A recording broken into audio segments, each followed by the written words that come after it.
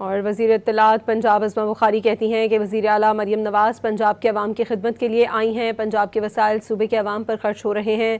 पंजाब में तवक्कुआत से ज़्यादा गंदम पैदा हुई। इस माह के आखिर तक मज़ीद 100 ग्रीन बसें चलाई जाएंगी। ये भी कहा कि कुछ लोगों के मुकद्दर में सिर्फ धरने और जलाओ घेराव है। वो लाहौर में न्यूज़ कॉन्फ्रेंस कर रही थी। नई मेट्रोज बन रही हैं। ग्रीन जो हमारी बसेज हैं वो इस वक्त रवा दवा हैं। और एक खुशखबरी ये भी है कि अप्रैल के एंड तक 100 नई ग्रीन बसेज जो हैं वो भी शामिल होने जा रही हैं इस फ्लीट के अंदर। और मई के एंड पर जो है मज़ीद 400 बसें जो हैं वो ऐड होंगी।